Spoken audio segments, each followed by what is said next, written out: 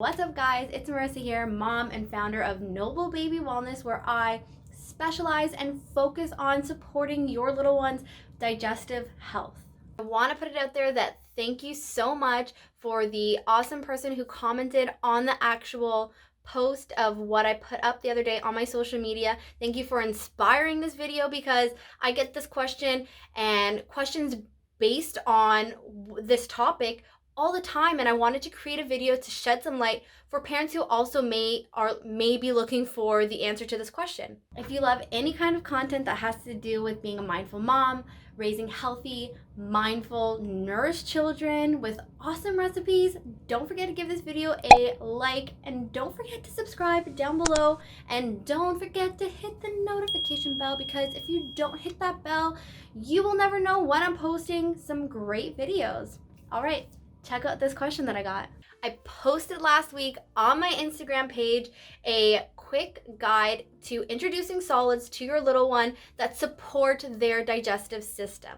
This is so important because infant digestive systems are extremely immature, especially in the first year. So it is important for us to support it as parents and to reduce any chances of triggering some kind of digestive disturbance, food allergies. It's important to support this digestive system, the digestive processes, to allow them to benefit, to receive and absorb the nutrients that they need for growth, for development, and to thrive. So one of the things that I posted up as a tip was to avoid introducing grains, especially glutinous grains, in the first year and a half. So I had a comment on there, which was this here. Curious what your evidence is for waiting until a year and a half for grains. Currently, the most up-to-date evidence from the AAP and leading allergy researchers suggests introducing the top 8 allergens, which includes wheat, early and often. Introducing grains is a huge debate amongst medical practitioners, holistic practitioners, and pretty much the entire population. It is a huge debate. You can even check it out right here. One of the books that I often reference is called Sprout Right, and it is a fantastic guide, informational book that all parents should get when they are a new parent, because there's so much great information that helps clarify a lot of things that I didn't know as a new mom, and this book was brilliant. Unfortunately, I only learned about it until I got to school. However, I recommend it to all my clients who are moms. So she talks a lot about the great cereal debate and how it is highly debated in whether or not you should be introducing grains before a year and a half or not. Most holistic practitioners who focus on infant wellness will tell you do not introduce grains for the first year to 2 years. This is why. An infant's digestive system is so immature in the first year, pretty much up to 2 years, because they heavily relied on mom breaking down their foods and just absorbing those nutrients while they were in the womb. So they didn't have to do that much work, or even any work, while they were developing in the womb. They were just there hanging out. Get it? Hanging out, umbilical cord? I know, I'm so funny. Stop it. Seriously though, infants, once they are born, they don't have the capabilities and the digestive enzymes and the processes we do as adults. Their processes and their enzymes and the way that they break down food and milk and get their nutrients, it is very immature. They don't have that proper equipment to do that job right, because they didn't need it for the first 9 months of their life, because mom did it for them. This doesn't take in account of how hard it is for people to digest grains in general.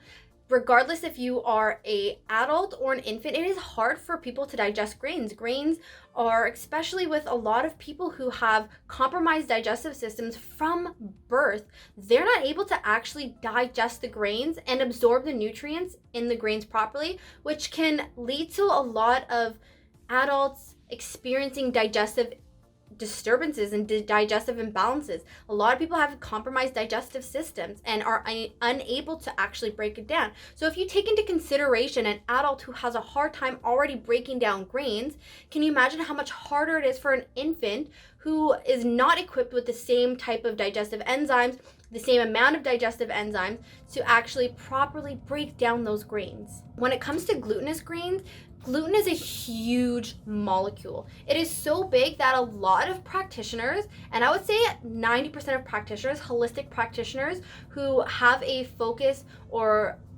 an interest in digestion, they strongly suggest to avoid gluten altogether because it is such a large molecule. The molecule is so large that it can actually cause some damage to the small intestine.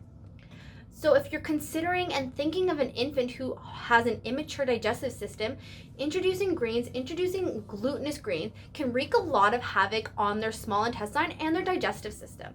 Now, when an infant is born, their small intestine is a lot more permeable, which means things that they can't digest, like dairy, like soy, like gluten, like grains, they can't actually digest it properly. So those large molecules end up going through their digestive system to the small intestine undigested, which causes the small intestines to gap larger than they should, and those undigested particles actually end up in the bloodstream, which triggers a huge immune response.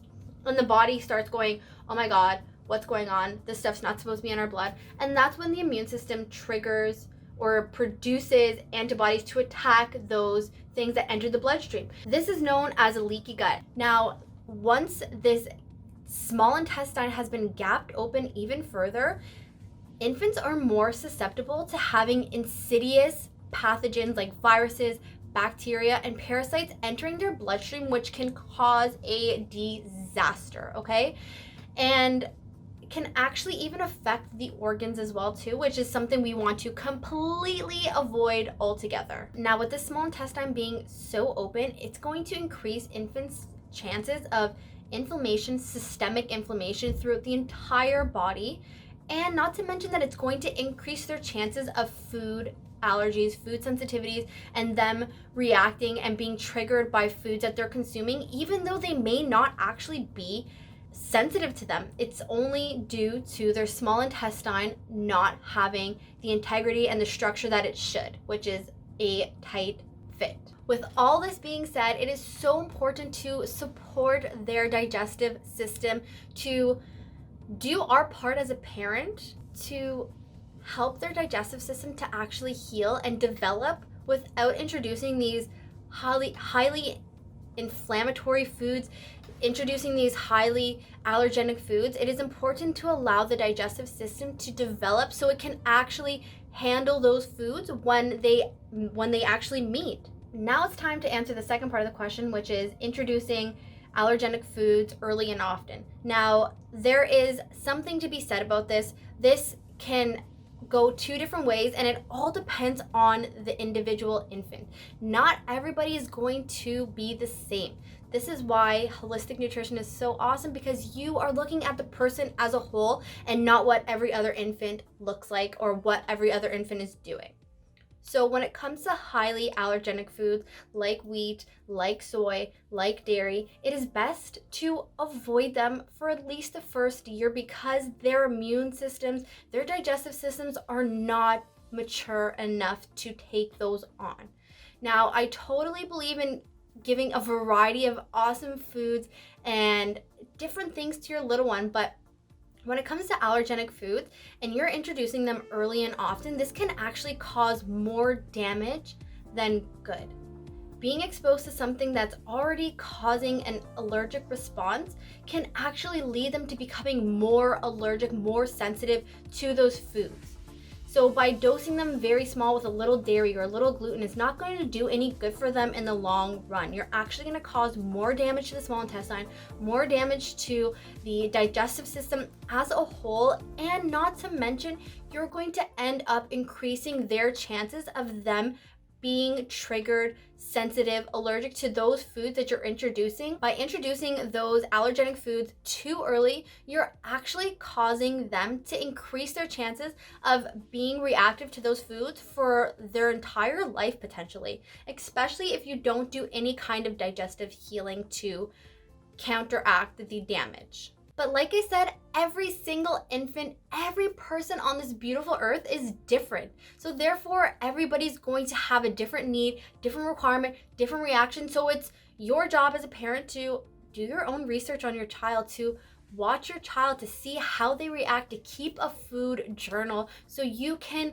document everything they're consuming. And if there's a trigger, an allergic reaction, a sensitivity, you know what it is. And the best thing to do is just to avoid it for a little while until you do some digestive healing for them. With all of this in mind, I want you to do your own research. Don't just listen to me. Don't just listen to whatever other practitioners or whatever other podcast, YouTube channel that you're listening to that's talking about health and wellness and your infant's health and wellness. Do your own research, because knowledge is power, and I want to empower you guys with knowledge to provide you with resources and information and different places where you can do your own research and find out more information instead of just relying and believing whatever people say. If you guys have any other questions, don't hesitate to reach out to me on my Instagram at Noble Baby Wellness.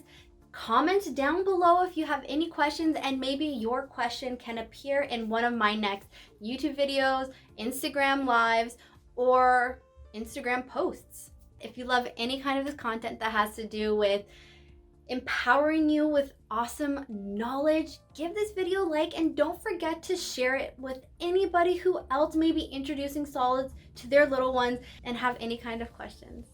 See you guys.